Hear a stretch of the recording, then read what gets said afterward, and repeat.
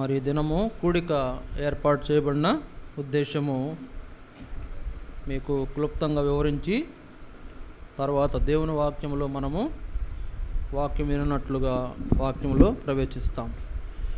ఈ కూడిక ఉద్దేశం ఏంటంటే 2024 సంవత్సరము దేవుడు మన పక్షంగా చేసిన సహాయం నిమిత్తమై, ఆయన కార్యముల నిమిత్తమై మనము ఆయనకు కృతజ్ఞతాస్తుతులు చెల్లించుట అనే దాని కొరకు ఈ కూడిక ఏర్పాటు చేయటమైంది.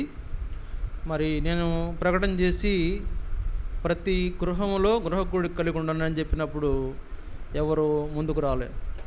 అందువల్ల అందరూ కలిసి మందిరంలో చివరి ఆదివారం సాయంత్రం వేళ ఈ విధంగా కృతజ్ఞత కూడిక ఏర్పాటు చేసుకోవాలని తలంపు మీ గమనానికి తీసుకొచ్చినప్పుడు మీరందరూ కూడా అలా చేద్దామని సమ్మతించారు. అందువల్ల ఈ కృతజ్ఞత కూడిక ఏర్పాటు చేయడము అయింది. తర్వాత ఎన్నో రకాల పరిస్థితుల నుండి మనం వచ్చి ఉంటాం ఈ సంవత్సరం. కనుక దేవుడు అన్ని పరిస్థితుల నుంచి మనల్ని కాపాడి మరి రక్షించాడు, తప్పించాడు, భద్రపరిచాడు. అనారోగ్యంలోనేమి, కొన్ని ఆర్థిక అవసరతల్లోనేమి దేవుడు ఎంతో సహాయము చేశాడు. అందునిమిత్తం మనమందరం కూడా సంఘముగా దేవునికి కృతజ్ఞతలు సమర్పించాలి. అందువలన ఏర్పాటు చేయబడిన ఈ కూడికి రాగలిగిన మీరు అందరికీ యేసుక్రీస్తు వారి నామమున శుభములు. తర్వాత కూడిక అనంతరం మనకు విందు కూడా ఏర్పాటు చేయబడుతుంది. కనుక మనం 9కి, మనం 8:30 అనుకున్నా కానీ కొనుక అనుకోకుండా ఒక అరగంట ఆలస్యంగా నడుస్తుంది బండి. అందువల్ల 9కి కూడిక ముగిస్తాము. తర్వాత మనం విందులో పాలు పొంది మనం వెళ్ళనంటున్నాం. కనుక మీరందరూ కూడా మరి ప్రశాంతంగా కూర్చోండి. అన్న విలియం కేరీ గారు మరి ఆయన టీచర్, ఆయన చక్కగా వాక్యాన్ని అందిస్తారు. మరి అందరూ కూడా శ్రద్ధగా వాక్యం విని మీరు ఆత్మీయంగా మేలు పొంది బలపడాలని ప్రేమతో మనవి చేస్తున్నాం. కాబట్టి ఈ సమయంలో అన్న వాక్యం అందిస్తారు. కనుక అందరూ మీరు శ్రద్ధగా వినాలని మనవి చేస్తున్నాం. ఎవరు అటు ఇటు చూడొద్దు, నేను అక్కడే మీ అందరు వెనకే ఉంటాను, చూస్తుంటాను. జాగ్రత్త, అటు కదిలారా హ్యాండ్స్ అప్ అనాల్సి వస్తుంది, జాగ్రత్త.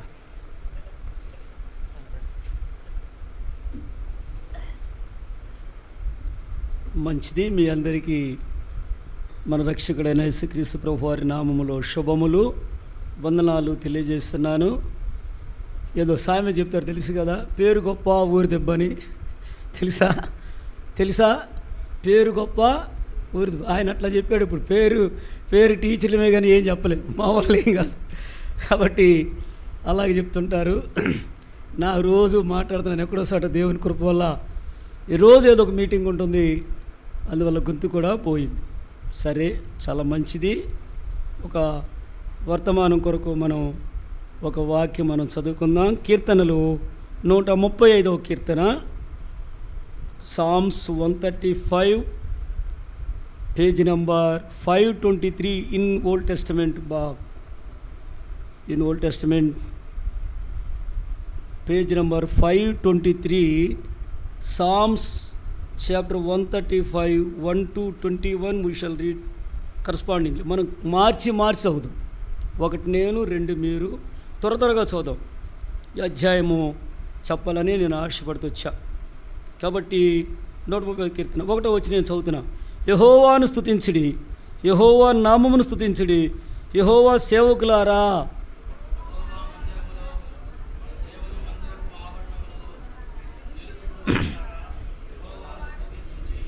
యెహోవా దయాళుడు, యెహోవాను స్తుతించుడి, ఆయన నామమును కీర్తించుడి, అది మనోహరము.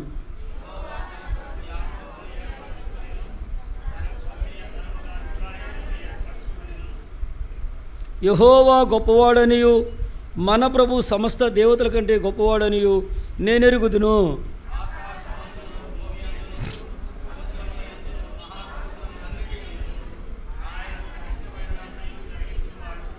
బూదిగంతముల నుండి ఆవిరి లేవజేయవాడు ఆయనే, వాన కురియునట్లు మెరుపు పుట్టించువాడు ఆయనే, తన నిధులలో నుండి గాలిని ఆయన బయలు వెళ్ళజేయును.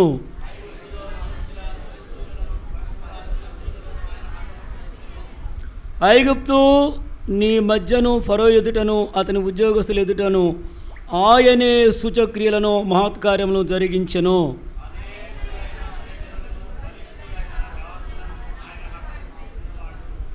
అమోరీల రాజైన సీహోనును బాషాను రాజైన ఓగును హతము చేసెను, కనాను రాజ్యములన్నిటినీ పాడు చేసెను.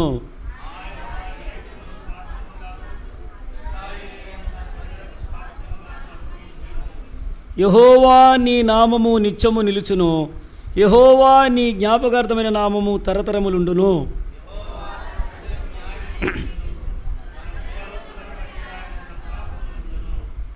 అన్యజనుల విగ్రహములు వెండి బంగారువి, అవి మనుషుల చేతి పనులు. చెవులుండియు వినవు, వాటి నోళ్ళలో ఊపిరి లేశమైనను లేదు.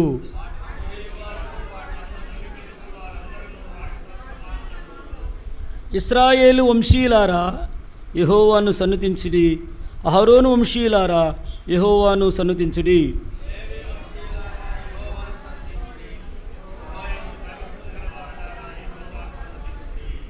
21 వచ్చిన మనం అందరం కలిపి చదువుదాం.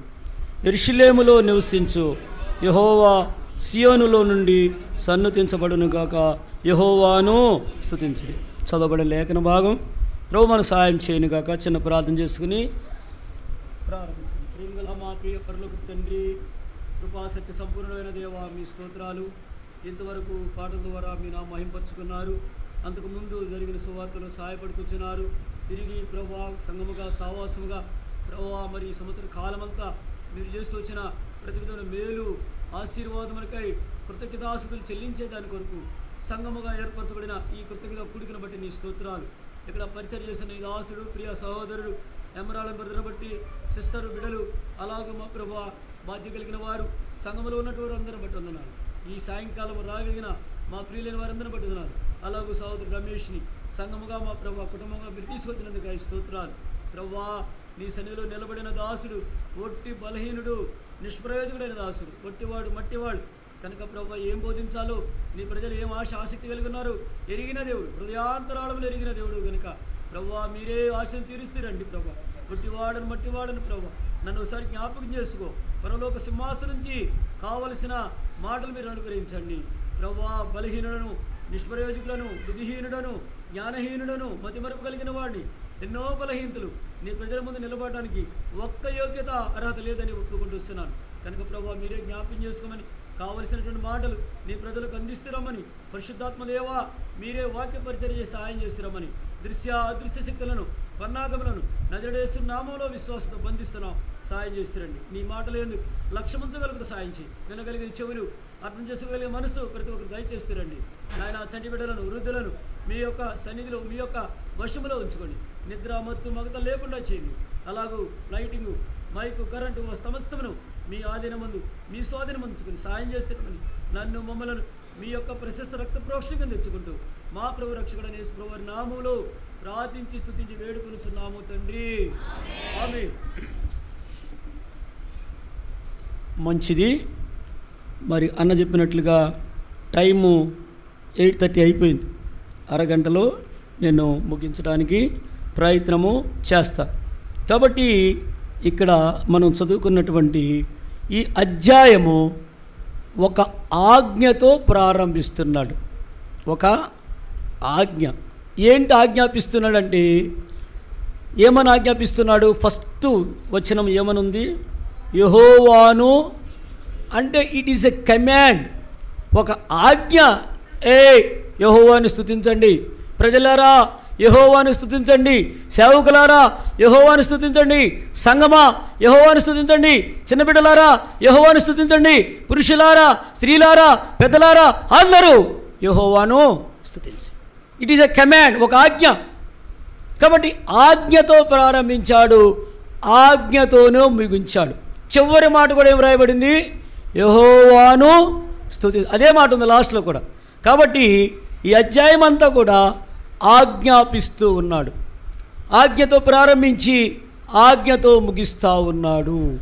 కాబట్టి ఈ యొక్క అధ్యాయంలో మనం చూస్తే మరి ఆ స్తుతించుడి, ప్రైజ్ ద లార్డ్ అనే మాట 4 సార్లు వ్రాయబడింది. మొదటి 3 వచనాల్లోనే ఆ మాట 4 సార్లు వ్రాయబడింది. అలాగే 21వ వచనం చివరి వచనంలో ఒకసారి రాయబడింది. మొత్తం 5 సార్లు యెహోవాను స్తుతించడని వ్రాయబడింది. 19, 20 వచనాల్లో బ్లెస్డ్ ద లార్డ్, యెహోవాను సన్నుతించుడి అనే మాట 4 సార్లు వ్రాయబడింది. యెహోవా అనే మాట ఈ అధ్యాయంలో 18 సార్లు వ్రాయబడింది. యెహోవా అనే మాట. అలాగే దేవుడు అనే మాట ఒకసారి వ్రాయబడింది. ప్రభు అనే మాట ఒకసారి రాయబడింది. ఈ విధంగా అనేకమైనటువంటి మాటలు ఉన్నాయి. యెహోవాను స్తుతించుడి, సన్నుతించుడి అని మొత్తం కలిపి 10 సార్లు వ్రాయబడింది. ఇంగ్లీష్లో హల్లెలూయా అన్నాడు. ఇంగ్లీష్ బైబిల్లో ప్రైజ్ ద లార్డ్, హల్లెలూయా అన్నాడు. సరే, ఏమేమి ఈ అధ్యాయంలో ఉన్నాయి అనేవి 5 భాగాలుగా ఈ అధ్యాయాన్ని ఈ దినము ఆరాధన కొరకు నేను సిద్ధపరచుకున్నాను.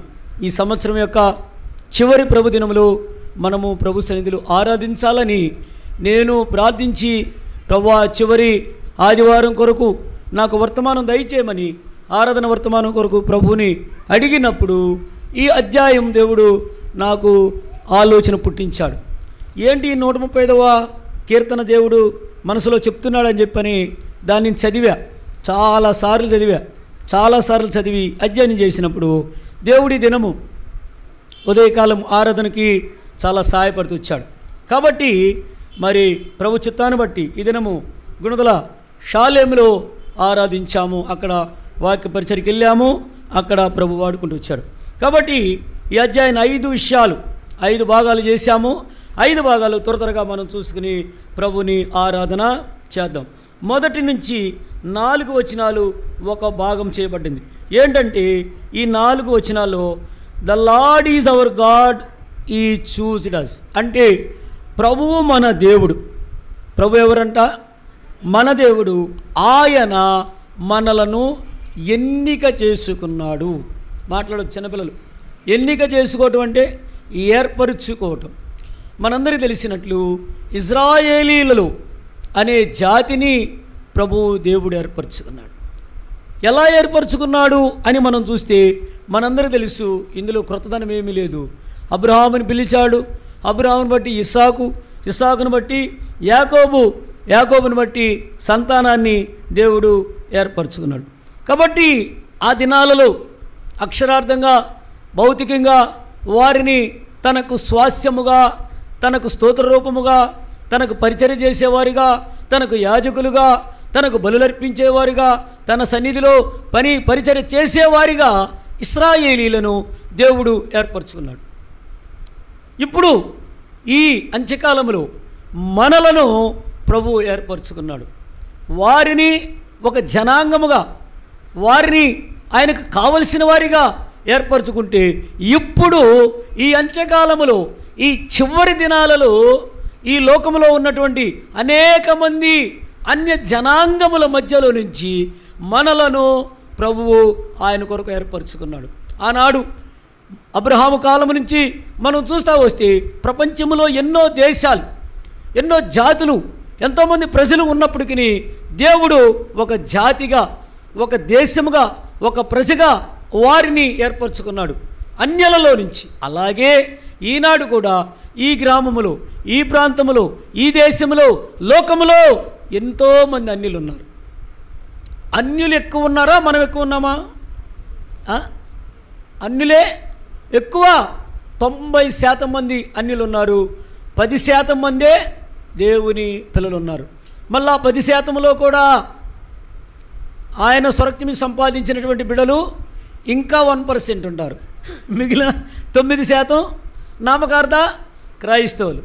అబ్బా మందిరం కాడ రాగానే ఇట్టా అనుకుని బిట్టు పెట్టుకునే బ్యాచ్ ఒకటి ఉంటుంది. ఉంగరం ముద్దు పెట్టుకుంటాడు, అరచేతిని ముద్దు పెట్టుకునే బ్యాచ్, గాలి సిలి వేసుకుని పోతాడు, వాడు క్రైస్తవుడే.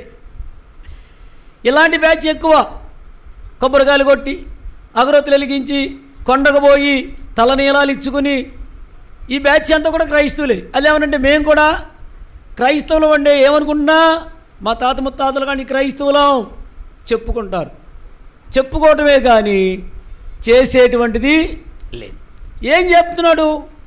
దేవుడు ఆజ్ఞాపిస్తున్నాడు, యెహోవాను స్తుతించు.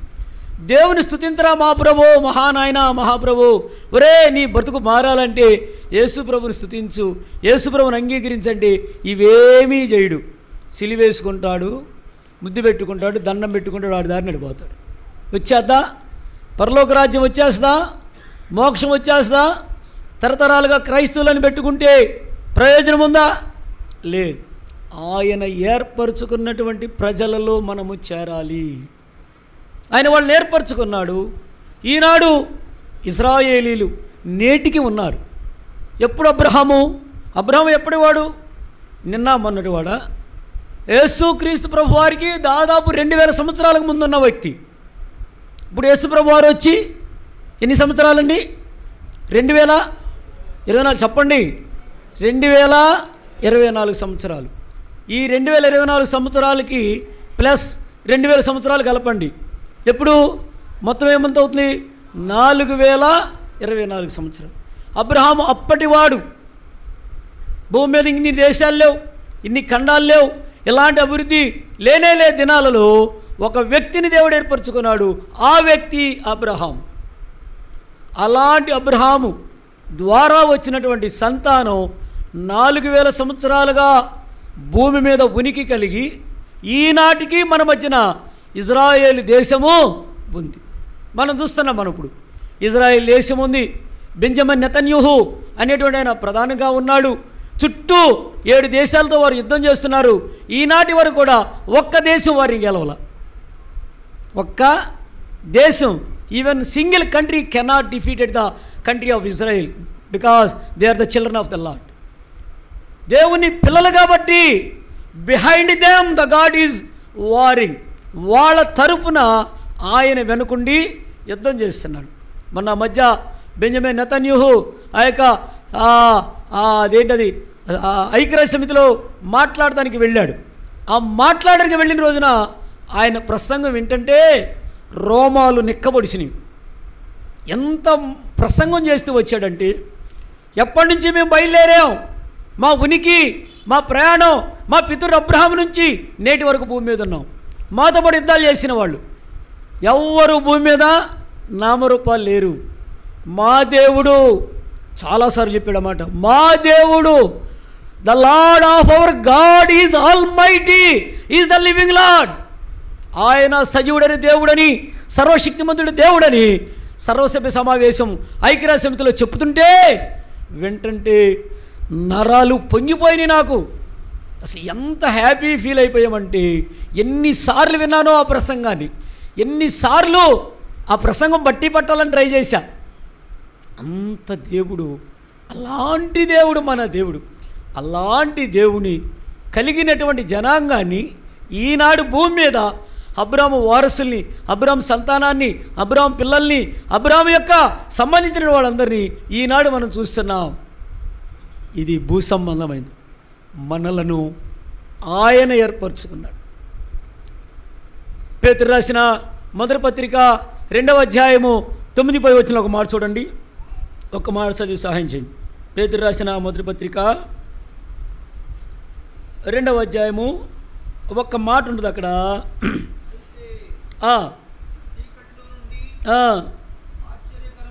ఆశ్చర్యకరమైన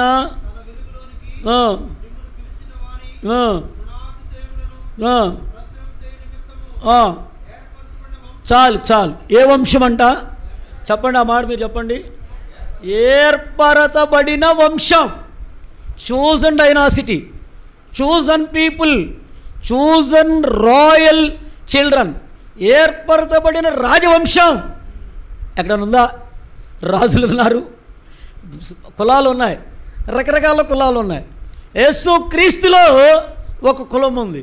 ఆ కులం ఏంటంటే ఏర్పరచబడిన వంశం, రాజవంశం. కాబట్టి ఇజ్రాయేలీలు అబ్రహాం వంశస్థులు. ఇజ్రాయేలీలకే కాదు, సర్వలోకానికి అబ్రహాము తండ్రి. విశ్వాసులకు మనకు తండ్రి, ఇజ్రాయేలీలకు తండ్రి, ముస్లింలకి పేరేంటి ఆగరికి పుట్టినటువంటి ఇష్మాయేలుని బట్టి ముస్లింలకు ఆయన తండ్రి. ఆ కెతురా ద్వారా పుట్టిన 6గురికి, 6 జాతి ప్రజలకి వారికి ఆయనే తండ్రి. అలాగూ ఏషావు నుంచి వచ్చిన వారికి ఆయన తండ్రి, అందరికి ఆయనే తండ్రి.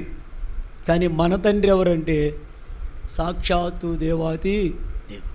ఆ దేవుడే వారిని ఏర్పరచుకున్నట్టు మనలను ఏర్పరచుకున్నాడు.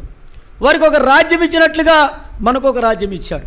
ఏంటి మన రాజ్యం అంటే, ఏర్పరచబడిన వంశమును చీకటిలో నుండి ఆశ్చర్యకరమైన వెలుగులోకి నడిపించి, ఏర్పరచిన వంశమును రాజులైన యాజక. ఇప్పుడు ఇశ్రాయేలీలలో రాజులు ఉన్నారు, ఇజ్రాయేలీలో యాజకులు ఉన్నారు, ఇజ్రాయేలీలో ప్రవక్తలు ఉన్నారు, ఇజ్రాయేలీలో సేవకులు ఉన్నారు, ఇజ్రాయేలీలో సమస్తం ఉంది, ధర్మశాస్త్రం ఉంది, మందిరం ఉంది, అన్నీ ఉన్నాయి. కానీ మనకి అన్నీ ఒక ఆయనే, మనకన్నీ ఒక్కడే. ఎవరైనా ఆయనే ప్రధాన యాజకుడు, ఆయనే ప్రధాన కాపరి, ఆయనే మన రక్షకుడు, ఆయనే మన ప్రభువు, ఆయనే ఆది అంతము, ఆయనే మొదటివాడు కడపటివాడు. యేసు 13:8 ఎబ్రి, యేసుక్రీస్తు నిన్న నేడు నిరంతరము ఒకే రీతిగా ఉన్న దేవుడు, మారని మార్పు చెందు. అలాంటి దేవుని చేత మనము విమోచించబడ్డాము. వారికేమో అబ్రహామును పెట్టాడు, అబ్రహాము ద్వారా వారు ఒక జాతి ప్రజలయ్యారు. ఇప్పుడు ప్రపంచమంతా అన్ని దేశాలలో, అన్ని ప్రాంతాలలో, అన్ని భాషలలో యేసుక్రీస్తు ప్రభు ఎదుకు వచ్చేవారికి ఒకే కులం, ఒకే వంశం, ఏర్పరచబడిన వంశం. అందరూ అమెరికాలో క్రైస్తవులు, ఆస్ట్రేలియాలో క్రైస్తవులు, భారతదేశంలో క్రైస్తవులు, పాకిస్తాన్లో క్రైస్తవులు, ప్రపంచంలో ఉన్న క్రైస్తవులందరూ ఒకే వంశం. ఏ వంశం అది? ఎలా ఏర్పరచబడ్డాం? అబ్రహామును ఏర్పరచుకున్న దేవుడు ఈ అంత్యకాలంలో, ఈ అపాయకరములో, ఈ చివరి దినాల్లో, రాకడి దినాల్లో ఆయన కొరకు మనలను కూడా ఏర్పరచుకున్నాడు. కాబట్టి ఈ మొదటి 4 వచనాలలో ప్రభు ఏమై ఉన్నాడంటే, is the Lord, is our God. ఆయనే ప్రభువు, ఆయన మనకేమై ఉన్నాడు? దేవుడై ఉన్నాడు. కాబట్టి దేవుని యొద్దకు మనం వచ్చినాం. ఎలా వచ్చాము, ఎందుకు వచ్చామంటే, ఆయన మనలను ఏర్పరచుకున్నాడు. ఎలా ఏర్పరచుకున్నాడు? ఒక మాట చూస్తాం, చూడండి. ఎఫెసీయులకు రాసిన మొదటి పత్రిక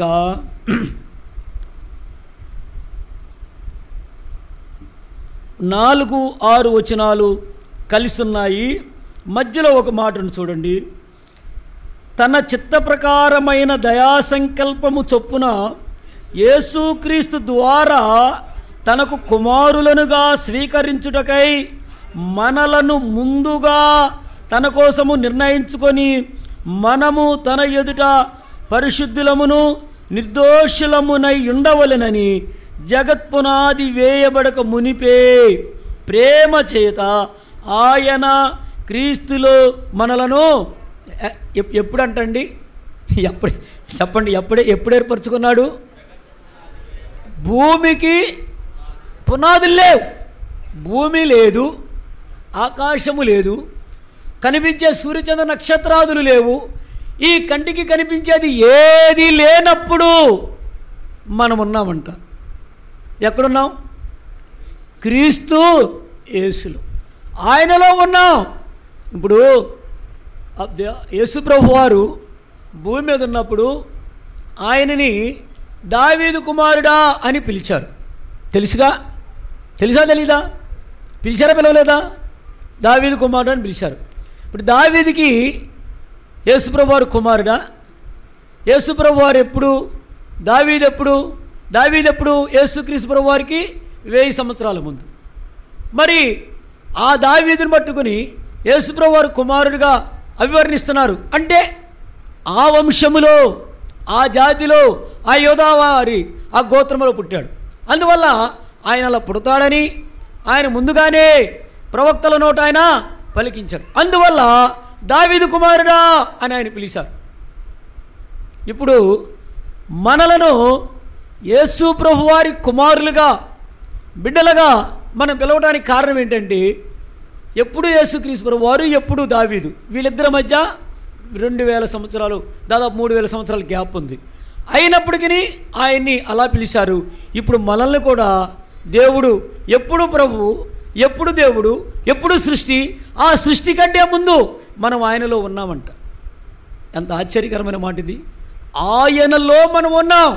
ఏంటి మనం ఉన్నదంటే, నీవు పలానా ఊరిలో, నీవు పలానా తల్లిదండ్రులు పుట్టాలి, నువ్వు స్త్రీగా పురుషుడిగా పలానా దినాన పుడతావు, నీవు పలానా వయసు వచ్చినాక నువ్వు పలానా దినాన నువ్వు నన్ను తెలుసుకుంటావు. ఇదంతా ఆయన ప్రణాళిక. అందువల్ల మనం అందరం కూడా తల్లిదండ్రులకు పుట్టాం, ఒక వయసు వచ్చే వరకు దేవుని యొద్దకు రాలా, దేవుడు ఎరగకుండా జీవించాం. ఒక సమయం వచ్చింది, దేవుడు మనల్ని పట్టుకున్నాడు. ఎందుకు పట్టుకున్నాడంటే భూమికి పునాదులు వేయబడక ఊరిపే నీ గురించి నా గురించి ప్రణాళిక కలిగి ఉన్నాడు. ఆ ప్రణాళిక యేసుక్రీస్తు ప్రభు ద్వారా నీకు నాకు అది జరగాలి. ఆ యొక్క ప్రవచనం నెరవేరాలంటే నిన్ను నన్ను ఆయన పట్టుకోవాలి. పట్టుకొని తీసుకొచ్చి రక్షించుకొని ఆయన బిడ్డగా చేసుకొని ఇప్పుడు ఆయనను ఇశ్రాయేలీలు ఆరాధించినట్లుగా మనల్ని కూడా ఆరాధికులుగా చేశాడు. మనం కూడా ఆయన బిడ్డలుగా చేసుకున్నాడు. మనం కూడా ఆయన సన్నిధిలో జీవిస్తున్నాం.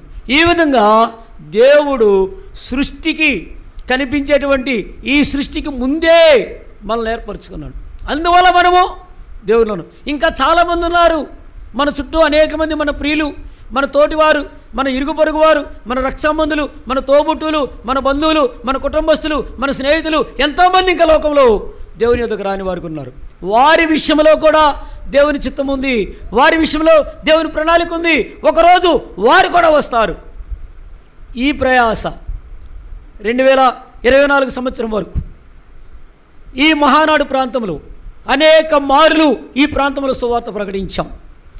మొన్న 25వ తారీఖు క్రిస్మస్ రోజున కూడా సహోదరి ఆ పేరేంటి మర్చిపోయి మధురవాణి ఇంటి సిస్టర్ వాళ్ళ ఇంటికాడ ఆ మీటింగ్ జరిగే ముందు ఈ ప్రాంతం అంతా సువార్త చేశాం. ప్రతి సంవత్సరం అనేక మార్లు ఈ ప్రాంతంలో సువార్త చేస్తున్నాం. ఈ ప్రయాస వ్యర్థమైపోద్దా? ఈ పని వ్యర్థమైపోద్దా? మొదలు కొరింది 15:58 ఏం చెప్తున్నాడు? ప్రభువునందు మీ ప్రయాస వ్యర్థమో కాదు. కాబట్టి మనకు ఒక నిరీక్షణ ఉంది, మనకు ఒక హోప్, మనము నిరీక్షణ కలుగున్నాం.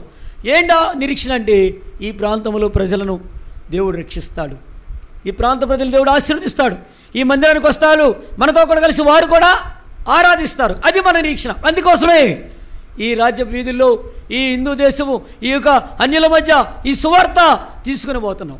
చంటి బిడ్డలు, చిన్న బిడ్డలు చలిలో కూడా వచ్చారు. ఇలా ఇంతమంది నశించిపోతున్న వారి ఎడల మనం ప్రయాసపడుతుంటే మన ప్రయాస ఎప్పటికీ వ్యర్థమో కాదు. ఒకానొక రోజు వస్తుంది, ఈ మందిరం అంతా నిండిపోతారు, ఈ మందిరం బట్టి బయట కూడా కూర్చుంటారు. దేవుడు అట్టి కార్యాన్ని చేయబోతున్నాడు. అందుకనే తన సేవకుడికి ఆ భారం ఇచ్చి ఈ ప్రాంతంలో సువార్త జరిగిస్తున్నాడు.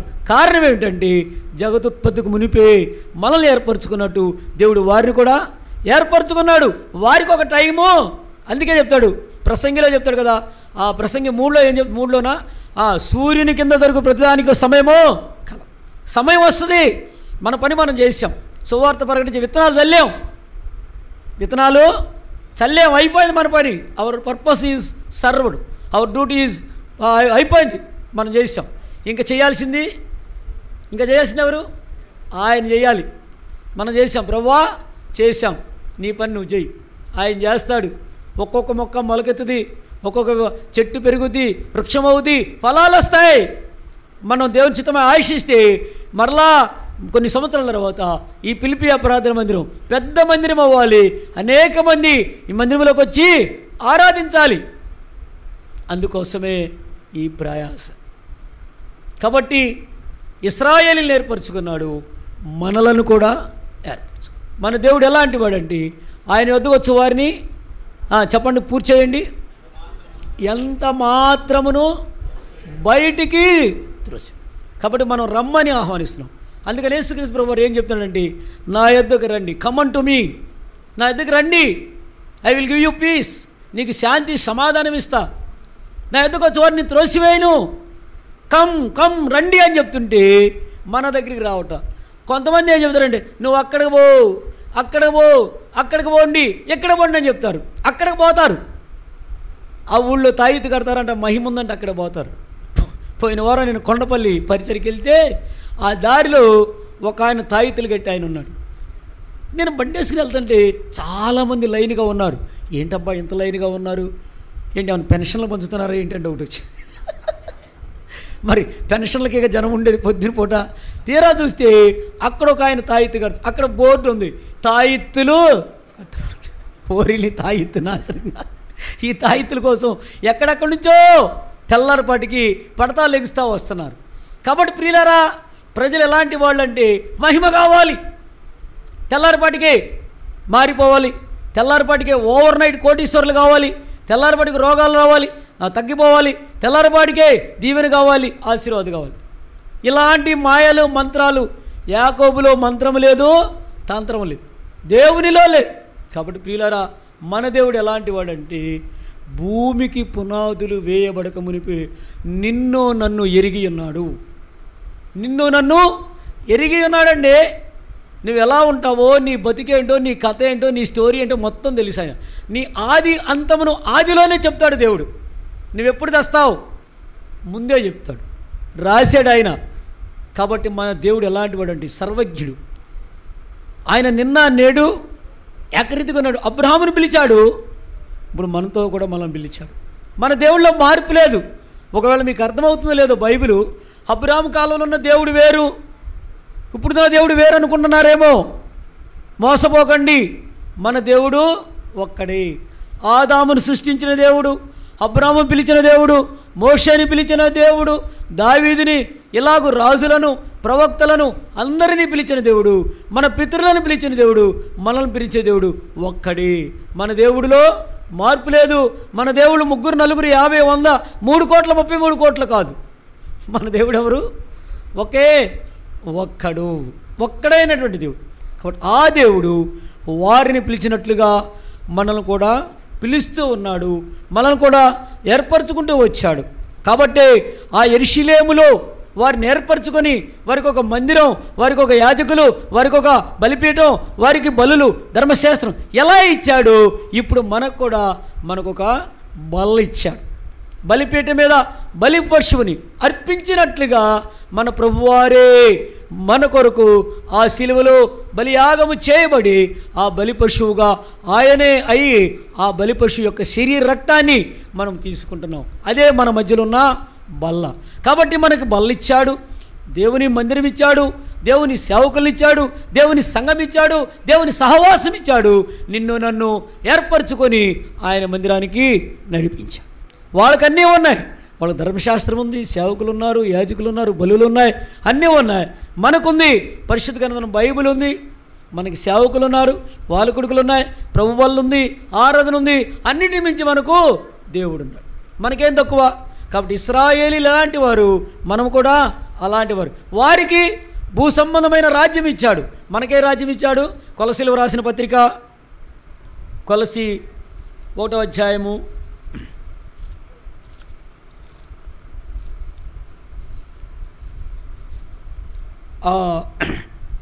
9, 12 కలిసి ఉంటాయి. మధ్యలో ఉంది. కొలసీ పేజీ నెంబర్ 182 కృత నిబంధనలో మధ్యలో ఉంది. నేను చదువుతాను చూడండి. తేజవాసులైన పరిశుద్ధుల స్వాస్యములో పాలివారొకటకు మనలను పాత్రులుగా చేసిన తండ్రికి మీరు కృతజ్ఞతాస్తులు చెల్లింపవలెననియు దేవుని ఏ స్వాస్యం అంట మనకిచ్చింది? చెప్పండి, చెప్పండి. తేజోవాసుల సహవాసం. చెప్పండి, అందరూ చెప్పండి. తేజోవాసులు అంటే ఎప్పుడైనా చూసారా? తెల్లగా ఉంటారా ఎమరాళ్ళలాగా? తేజోవాసులు అంటే తెల్లగా ఉంటారా? మీకేమర్థమైంది తేజోవాసులు అంటే? తేజోవాసులు అంటే ఎక్కడుంటారు? మీకు అర్థం కాల. తేజోవాసులు ఎక్కడంటే భూమి మీద ఉండేవాళ్ళు తేజోవాసులు కాదు. వీళ్ళు మానవులు, మనుష్యులు.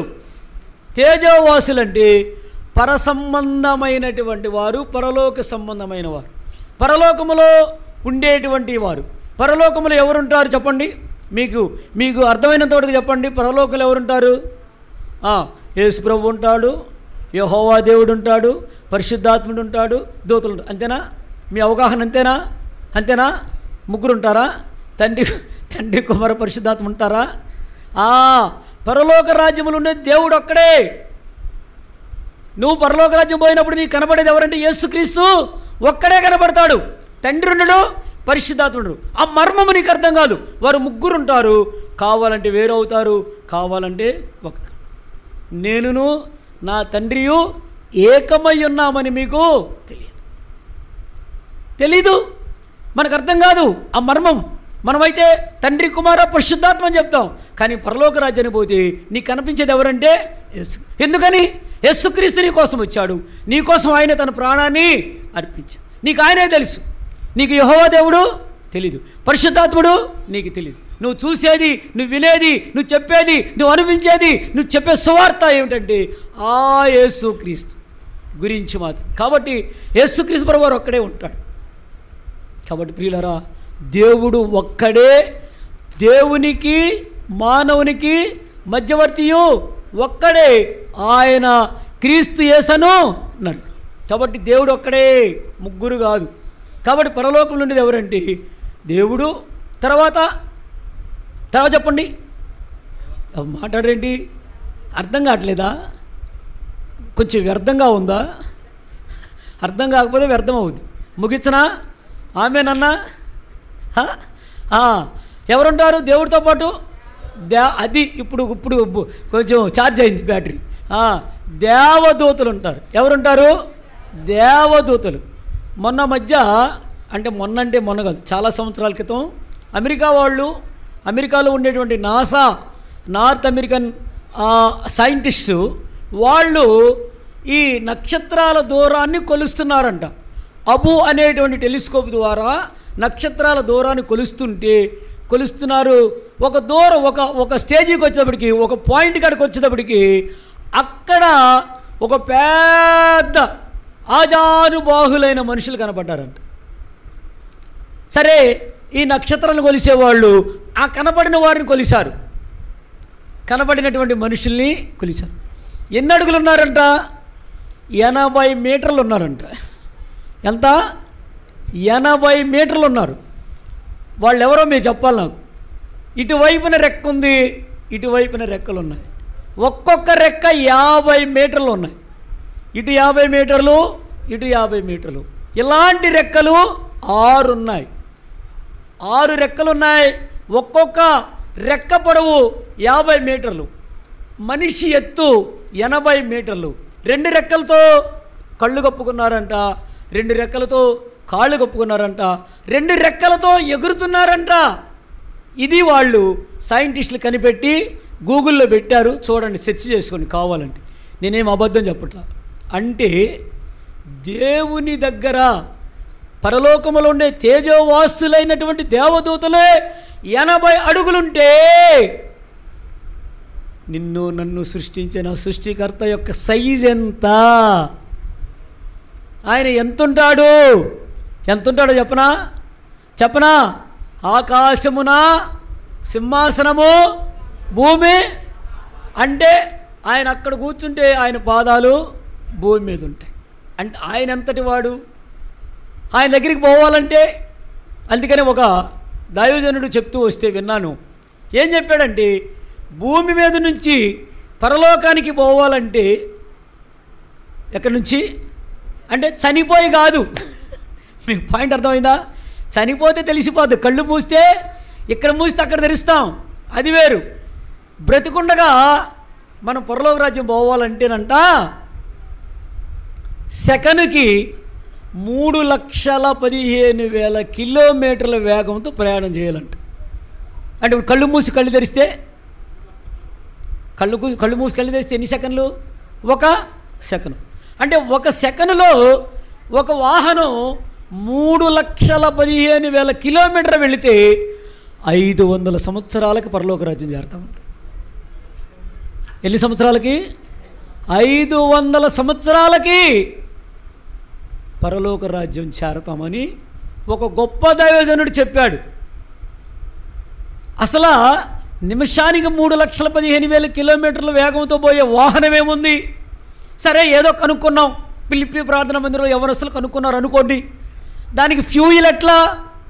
పెట్రోల్ పోయాలా, డీజిల్ పోయాలా, కిరసనాలు పోయాలా? ఎక్కడ తెచ్చిపోతావు? ఎంత పోస్తావు? ఎక్కడికి వెళ్ళాక ఆగిపోతే అప్పుడేం చేస్తావు? అలాంటి వాహనాన్ని కనుగొనలేం. ఆయన లెక్కే చెప్పాడు. ఒక శాస్త్రవేత్త, ఆ శాస్త్రవేత్త దైవజనుడిగా మారి చెప్పాడు. ఆయన నీలి ఆర్మ్స్ట్రాంగ్తో కూడా కలిసి చంద్రమండలం మీదకు అడుగుపెట్టినటువంటి 2వ శాస్త్రవేత్త. ఆయన విజయవాడ వచ్చాడు. విజయవాడ వచ్చి ఆ లయోలా కాలేజీలో మీటింగ్ పెట్టాడు. ఆ రోజుల్లో మేము చూసాం. ఆయన చెప్పిన మాట ఇది, 3,15,000 కిలోమీటర్ల వేగముతో సెకనికి వెళితే 500 సంవత్సరాలు ప్రయాణం చేస్తే పరలోక రాజ్యం యొక్క ద్వారాన్ని చూస్తావు. జరిగే పనేనా? కానీ అక్కడ ఉన్నటువంటి దేవుడు, అంత దూరంలో ఉన్నటువంటి దేవుడు నిన్ను నన్ను ప్రేమించి నీ కొరకు నా కొరకు రిక్తుడుగా, దరిద్రుడుగా, దీనుడుగా తగ్గించుకొని ఈ భూమండలంపై కాలు పెట్టాడు. ఆయన అదే చెప్పాడు, మానవుడు చంద్రమండలం మీద అడుగు పెట్టడం కంటే దేవాది దేవుడు భూమండలం మీద కాలు పెట్టడం గొప్ప సంగతి. ఏది గొప్పది అని ఆ రోజున ఆయన ప్రసంగం చేశాడు. నేను చాలా యవ్వనొస్తున్నా ఆ టైంలో అప్పుడు వెళ్ళి. కాబట్టి ప్రియులారా, అలాంటి దేవుడు మన దేవుడు. అలాంటి దేవుడు మానవుడిగా భూమి మీదకి వచ్చాడు. మనం ఎలాగో పోలేం కాబట్టి ఆయనే మన దగ్గరికి వచ్చి మనలో ఆయన ఏం చేశాడంట, తేజోవాసుల సహవాసానికి, అంటే ఆయన ఇక్కడికి వచ్చి మనల్ని అక్కడికి తీసుకువెళ్ళాలి. ఒరే నాయనా, మీరు మట్టిలో పుట్టి మట్టిలో పెరగడం కాదురా, పైన నేనున్నాను, నాతో మీరు సహవాసం చేయాలని చెప్పి ఆయన వచ్చి ఆయన చేసిన గొప్ప కార్యం బట్టి ఇప్పుడు మనల్ని తేజోవాసుల సహవాసములోకి తీసుకొచ్చాడు. తేజోవాసులు అంటే పరలోకములో ప్రభువు ఉన్నాడు, పరలోకములో దేవదూతలు ఉన్నారు, పరలోకంలో 20 పెద్దలు ఉన్నారు, 12 మంది అపోస్తులు, 12 మంది ఆ ఇశ్రాయేలీల వంశస్థులు కుమారులు. ఆ 12 మంది ఇశ్రాయేలు అనగా యాకోబు పిల్లలు, రూబేను, షిమ్యోను, లేవి, యోదా, ఇస్సాకరు, జెబూలు, నఫ్తాలి, గాదు, ఆషేరు, యోసేపు, బెన్యామీను. 12 మందికి 12 కుర్చీలు ఉన్నాయి. అలాగే యేసుప్రభువు వారి శిష్యులు పేతురు, యోహాను, యాకోబు, ఆంద్రియా, తోమా, ఫిలిప్పు, బర్తలోమయి, ఇలా 12 మందికి 12 కుర్చీలు, మొత్తం 24. ఈ 24 దేవుడు కోటాను కోట్ల దూతలు. ఎంతమంది దేవుని దగ్గర ఉండేవాళ్ళు? ఎంతమంది? లెక్కకు మించి లెక్కింపలేని గొప్ప సైన్య సమూహము చేత మొదటి తిమోతి 6:16 చెప్తాడు, సమీపింపరాని తేజస్సులో అమరత్వములో వసించున్న అద్వితీయ నిత్యము. ఆ యొక్క ప్రకటన 1:4 చెప్తాడు, ఆయనను నిత్యము వారు ఆరాధిస్తున్నారు. కోటాను కోట్ల దూతలు. ఎలాంటి దేవుడండి మన దేవుడు? మన దేవుడు ఈ ఊళ్ళో ఉండి ఆ ఊళ్ళో పేరు లేనోడు కాదు, అడ్రస్ లేనోడు కాదు. ఆయన సర్వములో ఉన్నటువంటి దేవుడు. అలాంటి ఆకాశం సింహాసనమును భూమి పాదపీఠంగా కలిగినటువంటి దేవుడు నీ కొరకు నా కొరకు 2024 సంవత్సరాల క్రితం భూమి మీదకి వచ్చి నీవు నేను పొందవలసిన శిక్ష మన కొరకు ఆయనే అనుభవించా. అంత మాత్రమే కాదు, ఆయన అంగీకరిస్తే ఆయన నీలోకి వస్తాడు. మొదలు కొరింది 6:19 చెప్తున్నాడు, ఆయన విశ్వసిస్తే ఆయన నీలో. అందుకనే మన హృదయమే ఆయనకు ఆలయంగా చేసుకుని, ఎలాంటి దేవుడు? సృష్టి పట్టనటువంటి దేవుడు, భూమి ఆకాశమును సింహాసనంగా ఉండేటువంటి దేవుడు, పాదపీఠంగా ఉన్నటువంటి దేవుడు, అలాంటి మహిమ కలిగిన దేవుడు తగ్గించుకొని భూమి మీదకి వచ్చాడు. ఎవరైతే ఆయన్ని గుర్తించారో, ఎవరైతే ఆయన అంగీకరించారో వారి హృదయంలోకి వస్తాడు. మొదట మహాకాశాలు ఉన్నవాడు, తర్వాత భూమి మీదకి వచ్చాడు, మూడోదిగా మనలోకి వచ్చాడు. ఇప్పుడు మనలో ఎవరున్నారు? మనం ఆయన పిల్లలమై. ఎలా?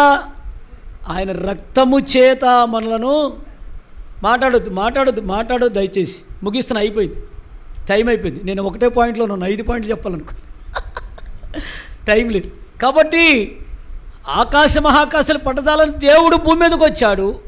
భూమి మీదకి వచ్చిన దేవుడిని ఎవరైతే ఇష్టపడ్డారో, ఎవరైతే చేర్చుకున్నారో, ఎవరైతే అంగీకరించారో తన పిల్లలుగా చేసుకున్నాడు, తేజోవాసు సహవాసం ఇచ్చాడు.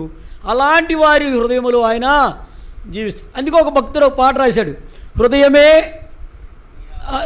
నీ ఒక పాట ఉంది, హృదయమే నీ ఆలయం క్రీస్తు, నీ నామమే నా గానం. ఆ పాట హృదయములోకి మనల్ని దేవుడు వచ్చిన వాడుకున్నాడు. అలాంటి దేవుడు మనకున్నాడు. కాబట్టి ఇజ్రాయెల్ని ఏర్పరచుకున్నాడు, ఈ అంత్యకాలంలో మనలను ఆయన ఏర్పరచుకున్నాడు. కాబట్టి మన దేవునికి ఈ సంవత్సరంలో మనం ఎందుకు కృతజ్ఞత చెల్లించాలి అంటే, ఒకప్పుడు లోకములో ఉన్నటువంటి వారు, ఒకప్పుడు దేవుడు లేని వారు ఉన్నాం, దూరస్తులుగా ఉన్నాం. ఎఫెసీ 2:1 ప్రకారముగా లోకములో పాపముల చేత అపరాధముల చేత చచ్చిన వారమై ఉన్నటువంటి మనలను ఆయన క్రీస్తు కూడా మనలను బ్రతికించారు. కాబట్టి ప్రియులారా, బ్రతికించడం అంటే అదే ఎఫెసీ 2:11 చెప్తాడు, ఉచితముగానే మీరు కృప చేత, కృప ద్వారా మనం రక్షించబడ్డాం. కాబట్టి ప్రియులారా, మన దేవునికి ఈ 2020 సంవత్సరంలో ఎందుకు కృతజ్ఞత చెల్లించాలి అంటే, ఆయన నిన్ను నన్ను ఏర్పరచుకున్నవాడుగా ఉన్నాడు. ఇది మొదటి సంగతి. రెండవదిగా మనం చూస్తే 5వ వచనం నుంచి 12వ వచనం వరకు చూస్తే, భూమిని పరిపాలిస్తున్నటువంటి దేవుడు ఆయన ఎందుకు పరిపిస్తాడంటే, ఆయన చిత్తానుసారంగా ప్రవర్తిస్తాడు. ఆయనకి ఏది చేయటం ఇష్టమో అది ఆయన చేస్తాడు. ఏం చేశాడు అంటే, మనం చదువుకున్నటువంటి ఈ కీర్తనలు ఇశ్రాయేలు నిమిత్తమై అన్యజనులైనటువంటి రాజులను ఆయన సంహరించాడు. అక్కడ చూడండి 135వ కీర్తన, అక్కడ ఏం చేశాడంట, ఐగుప్తులో ఉన్నటువంటి తొలిచూలిని చంపాడు. ఆ తర్వాత అన్యులైనటువంటి అమోరీలు రాజును, సీహోను, బాషానును హతము చేశాడు. ఎందుకని ఇవన్నీ చేశాడు? ఎవరు ఆయన చేయటానికంటే, ఆయన సార్వభౌముడైనటువంటిది, ఆయన రాజులకు రాజు, నిత్యము నిరంతరం పరిపాలించేటువంటి దేవుడు. ఆయన ఇష్టానుసారంగా చేస్తాడు. ఆయన ఏర్పరచుకున్న ప్రజలకు, ఆయన పిల్లలకు కావల సహాయం చేసేదాని కొరకు అడ్డం వచ్చినటువంటి శత్రురాజులను సంహరించాడు. మరి వాళ్ళకి దేవుళ్ళు ఉన్నారు, వాళ్ళకి దేవతలు ఉన్నారు, వాళ్ళకి పూజలు ఉన్నాయి, పునస్కారాలు ఉన్నాయి, బలులు ఉన్నాయి, అన్నీ ఉన్నాయి. మరి దేవతలు దేవుళ్ళు ఏమైపోయారు? అదే ఇక్కడ చదువుకున్నాం. ఏమని? 15వ వచనంలో, అన్యజనుల విగ్రహములు వట్టి వెండి బంగారువి, అవి మనుషులా? మనందరూ తెలుసు. మరి ఐగుప్తు దేశంలో ఎన్నో విగ్రహాలు, ఓగు, సీహోను, వీళ్ళందరికీ కూడా ఎన్నో అమోరీలకి, వాళ్ళందరికీ కూడా రాజులు, ఆ దేశాలకి ఆ దేశపు దేవతలు ఉన్నారు. మన దేశంలో కూడా ఎన్నో దేవతలు, ఇలవేల్పు, ఇంటివేల్పు, కులవేల్పు, ఎన్ని రకాల దేవతలు, ఎన్ని రకాల దేవుళ్ళు మనకున్నారు. పితృదేవతలు ఎవరంట అంటే తల్లి తండ్రి దేవుళ్ళే. అందుకే చెప్తారు, ఏం చెప్తారు, పితృదేవో భవ, మాతృదేవో భవ, ఆచార్య దేవో భవ అంటే వాళ్ళని పూజించండి అని. మొన్న ఈ మధ్య మా అపార్ట్మెంట్లో ఒక అతను చచ్చిపోతే, చచ్చిపోతే ఆ రోజున ఏం చేశారు, వాళ్ళు వచ్చారు, ఆ పూజారి గారు, ఇక్కడ ఇది ఉంటుందే పిల్క వేస్తారు, వచ్చి ఆయన చేస్తాడు. అతనికి చచ్చినోడికి కొబ్బరికాయలు పట్టి దండం పెట్టించారు, చుట్టూ తిరిగారు, ప్రదక్షిణ చేయించారు. ఆశ్చర్యం వేసింది. అంటే పితృ తండ్రి తల్లి దేవతలు, వాళ్ళకి పితృదేవతలు ఉన్నారు, మాతృదేవతలు ఉన్నారు, కులవేల్పులు ఉన్నారు, ఇలవేల్పులు ఉన్నారు, వంశానికి దేవుళ్ళు, ప్రతి దానికి దేవుడు. ఇంతమంది దేవుళ్ళు ఐగుప్తు దేశంలో కూడా ఉన్నారు. కానీ ఐగుప్తు దేశ ప్రజలకు దేవుడు తీర్పు తీర్చినప్పుడు ఆ దేవతలను ఏమైపోయారు? ఐగుప్తీయులు తరుముతున్నారు. ముందు ఎర్ర సముద్రం ఉంది, మోషే కర్ర సాపాడు, చీలింది, వచ్చారు. మేము కూడా వెళ్తాం అనుకున్నారు, మేము కూడా దాటుతాం అనుకున్నాం. ఫారో రథముల సేనలను తన శ్రేష్టాధిపతులను ఎర్ర సముద్రము మజా ముంచి వేసెను. ఏమైపోయారు వాళ్ళు? దేవతలు దేవుళ్ళు. మా ప్రజలు ముంచుతావేంటాయా, నువ్వెవరివి అని వాళ్ళు ప్రశ్నించగలిగారా? కాబట్టి దేవుడు సార్వభౌముడు, ఆయన చేయాలనుకున్నది చేస్తాడు. తన పక్షంగా ఆయన న్యాయం చేస్తూ వచ్చాడు. ఇది రెండవది. మూడవది త్వరగా ముగిస్తాను. ఎమరాళ్ళన్న సీరియస్గా చూస్తున్నాడు, అయిపోయింది. మూడవది, the Lord is compassionate, he vindicate his people. ఆయన ఎవరంటే ఆయన కనికరము కలిగిన దేవుడు. ఆయన ఎంత కనికరం కలిగిన వాడు అంటే, ఆయన తన ప్రజల పక్షముగా, ఆయన ప్రజలు చేసినటువంటి పాపల విషయమై సంతాపబడి క్షమించేటువంటి దేవుడుగా ఆయన ఉంటూ వచ్చాడు. అందుకనే కీర్తన 133వ వచనంలో ఏం చెప్తాడంటే, ప్రభువా యెహోవా, నీవు దోషములను కనిపెట్టిన చూసిన ఎడల ఎవడు నీ ఎదుట నిలవగలడు? వాస్తవంగా మన పాపములు బట్టి, అపరాధములు బట్టి మనం చనిపోవలసిన వారు ఉన్నాం. కానీ ఆయన కరుణ కలిగినటువంటి దేవుడు, ఆయన దయ కలిగిన, జాలి కలిగిన దేవుడు కనుక ఆయన మన పక్షముగా ఆయన ఆ క్రయాన్ని చెల్లించి నిన్ను నన్ను విడిపించి తన కనికరాన్ని, దయను చూపించి ఈ 2024 సంవత్సరం చివరిలోనికి క్షేమముగా తీసుకొచ్చాడు. నీతో నాతో బయలుదేరిన వారు ఈ దినాన లేరు. ఈ మధ్యలో ఎంతోమంది మరి వరదల్లో, తుఫానుల్లో, ప్రమాదాల్లో, అనారోగ్యాల్లో ఎంతమంది చనిపోయారు. మనమైతే మన ప్రభు దయను బట్టి, ఆయన కనికరం కృపను బట్టి ఈ క్షణం వరకు సజీవులమై భూమి మీద నిలిచి ఉంటూ వచ్చాం. కాబట్టి దేవుడు ఎలాంటి వాడంటే ఆయన కరుణా సంపన్నుడై ఎఫెసీ 2:4 చెప్తాడు. కాబట్టి ఆయన కరుణ కలిగిన వాడు. కాబట్టి ఆ కరుణా కటాక్షములు మన మీద ఉంచి మనలను ఈ దినం వరకు సజీవులుగా ఉంచి 2024 సంవత్సరం చివరి ప్రభు దినాన ప్రభు సన్నిధిలో చేరి ఆరాధించే ధన్యతను మనకు దేవుడు కల్పిస్తూ వచ్చాడు. కాబట్టి మూడవదిగా దేవుడు ఎలాంటి వాడంటే ఆయన కనికర సంపన్నుడు. మొట్టమొదటి దేవుడు ఎలాంటి వాడంటే ఆయన మన ప్రభువు, మన దేవుడు. రెండవదిగా ఆయన సార్వభౌముడు. ఆయన ప్రజల పక్షముగా ఆయన యుద్ధాలు చేసి తీర్పు తీరుస్తాడు. అందువల్ల ఐగుప్తుని వాళ్ళందరినీ కూడా, రథాలని, అశ్వాలను వాళ్ళందరినీ చంపేశాడు. ఆ ఎర్ర సముద్రంలో ఈరోజు కొన్నారు. మీకు అక్కడ మాట చెప్తా. ఈ రోజుకి ఎర్ర సముద్రంలో ఆ ఫరో యొక్క సైన్యము, రథచక్రాలు, గుర్రాల కళేబరాలు, అవన్నీ ఎముకలు సముద్రం అడుగున ఉన్నాయి. ఈవేళ ఉన్నాయి. మీరు ఇంటికి వెళ్ళి మీ గూగుల్లో సెర్చ్ చేసుకోండి. ఈ రోజుకి సముద్రంలో అవి ఉన్నాయి. రథాల చక్రాలు మొన్న మధ్య చూసాం. అవన్నీ పాచిబట్టి భయంకరంగా ఉన్నాయి. ఎప్పుడు యేసుక్రీస్తు ప్రభువు వారికి 1500 సంవత్సరాలకు ముందు మోషే ఐగుప్తులోంచి ప్రజలను తీసుకొచ్చాడు. ఆ ఫరో సైన్యం అందులో మునిగిపోయారు. వారి కళేబరాలు, వాళ్ళ ఎముకలు, వాటి పుర్రే, గుర్రాల పుర్రెలు అన్నీ సముద్రం అడుగునున్నాయి. ఇప్పుడుకున్నాయి. మీరు వెళ్ళి కావాలంటే గూగుల్లో సెర్చ్ చేసుకోండి. నేను అబద్ధం చెప్పానో నిజం చెప్పాను. ఇది చరిత్ర, ఇదేం పురాణం కాదు, ఇదేం కథ కాదు. కాబట్టి ప్రియులారా, మన దేవుడు ఎలాంటి వాడంటే సార్వభౌముడు. ఆయన సమస్తమును పరిపాలించేటువంటి దేవుడు. కాబట్టి అది రెండోది. మూడోదిగా మనం ఏం చూస్తూ వచ్చామంటే ఆయన దయ కలిగిన వాడు. కాబట్టి దయాదాక్షిణ్య పూర్ణుడుగా మనల్ని ఈ సమయం వరకు ఆయన క్షమించి పోషించినాడు. నాలుగోది మనం చూసినట్లయితే the Lord is true and living. మన దేవుడు నిజమైన దేవుడు, మన దేవుడు సజీవుడిగా ఉన్నటువంటి దేవుడు. ఇది 15వ వచనం నుంచి 18వ వచనం వరకు మనం చూస్తాం. మూడవదేమో ఆయన దయగలిగిన వాడు, అది 13వ వచనం నుంచి 14వ వచనంలో మనం చూస్తాం. నాలుగవదిగా 15వ వచనం నుంచి 18వ వచనం వరకు మన దేవుడు నిజమైన సజీవుడైనటువంటి దేవుడై ఉన్నాడు. కాబట్టే ఈ దినము ఆయన సజీవుడైన దేవుడిగా ఉండి సజీవులైనట్టు చేసి సజీవుడైన దేవుడిని ఆరాధించే భాగ్యాన్ని మనకు ఇస్తూ వచ్చాడు. కాబట్టి ఆయన ఎలాంటి వాడంటే, అందుకే ఆయన ఎలాంటి వాడంటే సజీవుడు, బ్రతికున్నవాడు, ఉన్నాడు, వస్తాడు అని మనం చెప్తున్నాం.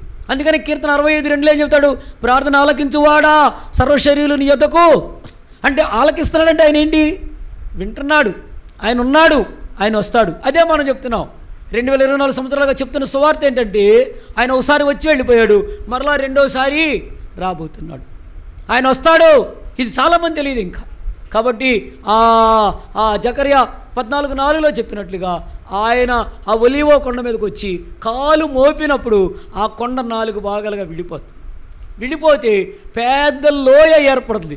ఆ లోయలోకి సాతాను సైన్యాన్ని పోగు చేసుకొస్తాడు. అప్పుడు వాడితో యుద్ధం చేస్తాడు.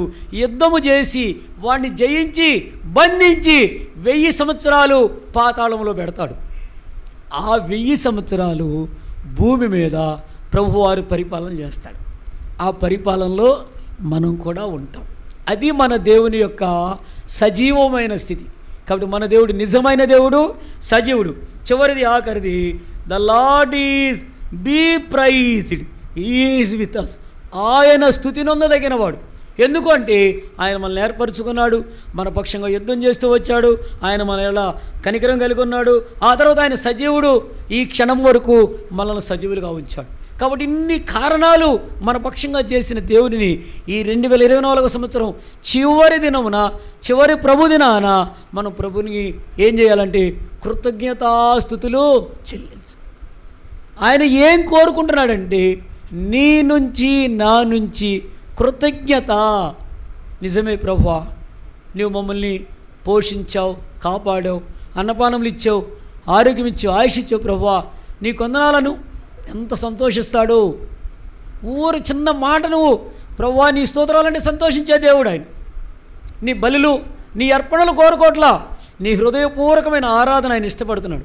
అందుకనే కీర్తన 22:2 ఏం చెప్తాడంటే ఇశ్రాయేలీలు చేయు స్తుతుల మీద ఆయన ఆసీనుడు. ఆయన ఆసీనుడైనటువంటి దేవుడు, సింహాసనాసీనుడే మన మధ్యన ఉన్నాడు. నువ్వు ఎలా స్తుతిస్తున్నావు, నువ్వెలా ఆరాధిస్తున్నావని ఆయన చూస్తున్నటువంటి దేవుడు. అందువల్ల ఒక ఆజ్ఞ అని చెప్తూ వచ్చాడండి, యెహోవాను స్తుతించుడి. చివరి మాట కూడా ఏం చెప్పాడు? యెహోవాను. కాబట్టి దేవుడు స్తుతించమని కోరుతున్నాడు. కానీ ఫిలిప్పీ పరాధన మందిని వాళ్ళారా, మీరు ఇంత తెచ్చారా, అంత తెచ్చారా, బంగారం తెచ్చారా, వెండి తెచ్చారా అని ఆయన అడగట్లా. లేకపోతే అవి తీసురా, ఈ తీసురా అని చెప్పట్లా. ఏం ఆజ్ఞాపించట్లా. ఆయన ఏం ఆజ్ఞాపిస్తున్నాడంటే నన్ను స్తుతించండి, నన్ను ఘనపరచండి, నన్ను ఆరాధించండి. అది ఆయన కోరుకుంటున్నాడు. ప్రభు చేత విమోచించబడిన వారుగా, ప్రభు రక్తం చేత కొనబడి ఏర్పరచబడి. అందుకే యాకోబు 1:18 చెప్తాడు, ఆయన మనలను కొన్నాడంట. ఏం చేశాడంట? ఆయన కన్నాడు. తల్లి గర్భములు మనం మోసి కనినట్లుగా ఆ రక్తములో మనం కన్నాడు, ఆ రక్తములో కడిగాడు, ఆ రక్తములో బిడ్డలుగా చేసుకుంటూ వచ్చాడు. నేను చెప్పడానికి నా టైం లేదు, కానీ ఆ దేవుని కూర్చిన గుణలక్షణాలు 24 గంటలు చెప్పమన్నా చెప్తా. అలాంటి గొప్ప దేవుడు ఆయన మహిమ వర్ణించడం ఎవరి తరమో కానే కాదు. అలాంటి నిజమైన సజీవుడైనటువంటి దేవుడు మనకున్నాడు. మన దేవుడు చెట్టు పుట్ట మట్టి రాయి రప్ప విగ్రహం బొమ్మ కానే కాదు. ప్రియులారా, ఫిలిప్పీ నివాసులారా, ఈ ప్రాంతంలో ఈ మాటలు వింటున్న వారులారా, ఈ రాత్రి మేము ప్రకటిస్తున్న వార్త సజీవుడైనటువంటి దేవుని వార్త. ఈ దేవుడు సజీవుడు. నువ్వు పలకరిస్తే, నువ్వు పిలిస్తే పలికేటువంటి దేవుడు. ఇదిగో గుమ్మమునొద్ద ద్వారమున నిలబడి నేను తట్టుచున్నాను, నా స్వరం విను తలుపు తీస్తే నేను లోపలికి వస్తా. ప్రకటన 3:20 ఆ మాట సెలవిస్తుంది. ప్రియులారా, ఈ రాత్రి ఎన్నో మార్లు, ఈ 2024 సంవత్సరంలో ఎన్నో మార్లు సంహారకుడు మరణము నీ కుమ్మంలోకి వచ్చింది, నీ కిటీలోకి వచ్చింది. ఎన్నోసార్లు నిన్ను కబళించాలి, నిన్ను లాక్కెళ్ళిపోవాలని చెప్పి ఈ 24 సంవత్సరంలో ఎన్నోసార్లు ప్రయత్నం చేశాడు. కానీ దేవుడు కనుక దయగలిగిన దేవుడు కనుక దాన్ని గర్దించి పంపిస్తున్నాడు. అందువల్ల నేడు సజీవులుగా ఉంటూ ఉన్నాం. లేకపోతే చాలామందితో పాటు మన పేరు కూడా మర్చిపోయేసింది. కాబట్టి మన దేవుడు కరుణ కలిగిన వాడు, జాలి దయ ప్రేమ వాత్సల్యం అనురాగ ఆప్యాయత కలిగినటువంటి దేవుడు. అలాంటి దేవునికి హృదయమారా చేతులెత్తి కృతజ్ఞతలు చెల్లించడం తప్ప మనమేమీ చేయలేం. ఇంకా ప్రభుచితమైతే 2 దినాలు ఉన్నాయి. ఈ 2 దినాలు కూడా దాటించి నూతన సంవత్సరంలోకి వెళ్ళటం కోసం మనం ప్రభుని ఏం చేద్దామంటే హృదయపూర్వకంగా ఏం చేద్దాం చెప్పండి. హృదయపూర్వకంగా చెప్పండి, మీరు చెప్పండి. ఇప్పుడు దాకా నేను చెప్పా. ఏం చేయాలి? ఆరాధించాలి. తర్వాత కృతజ్ఞత స్తుతులు చెల్లించాలి. అదే ఆయన కోరుకున్నాడు. ఈ మాటలు దేవుడు మన కొరకు దీవించునుగా. కొంత టైం పావుగంట అయింది.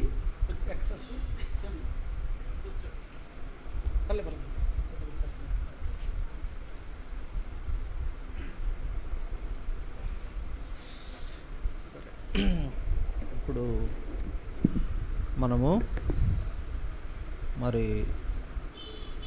విన్న వాక్యం ప్రకారం క్లుప్తంగా 1-2 క్లుప్తంగా ప్రభువుని ఆరాధిస్తాం. ఎక్కువ కాదు, 1 నిమిషం 2 నిమిషాల్లో ఆరాధన ముగించాలి. దేవుడు మన కొరకంటే మన సంఘం అంతటి నిమిత్తమై, మన సంఘంలో ఉన్న ప్రజలందరి నిమిత్తమై ఆయన మనకు సహాయం చేసిన దాన్ని బట్టి క్లుప్తంగా 2 నిమిషాలు 2-3 ఆరాధిస్తే మరి కూడిక ముగిస్తాం. దయచేసి మోకరించండి. దేవుడు చేసిన సహాయం కొరకు ఈ సంవత్సర కాలం అంతా కూడా ఇంతవరకు కాపాడిన దాన్ని బట్టి మనం ప్రభువుని ఆరాధిస్తాము. ఆరాధించినప్పుడు మిగిలిన వాళ్ళు మౌనంగా ఏకీభవించండి. కళ్ళు మూసుకోండి. 2-3 2-3 నిమిషాల పాటు ఆరాధించాలి.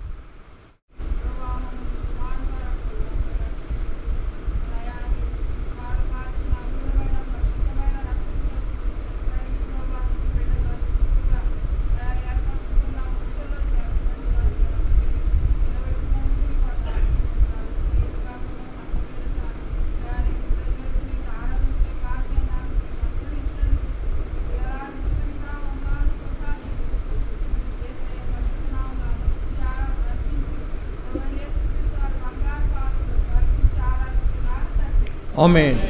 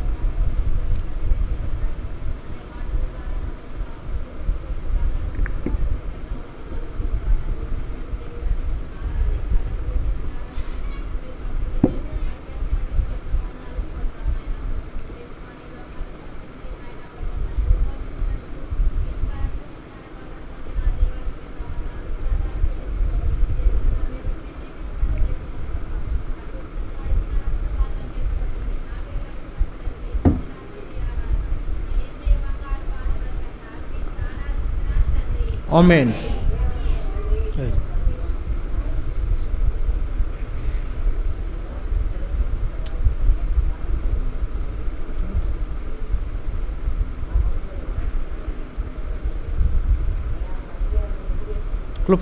క్లుప్తంగా ఆరాధించాలి.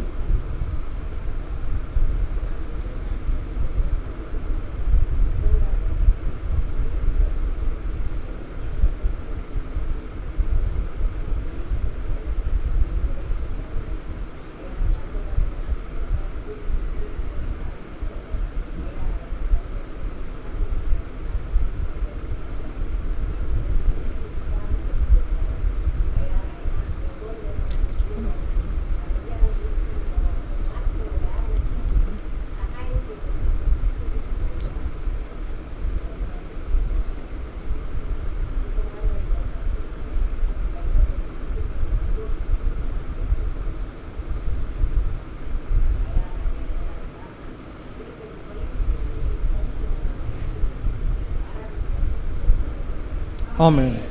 మరొకరు ఆరాధించండి.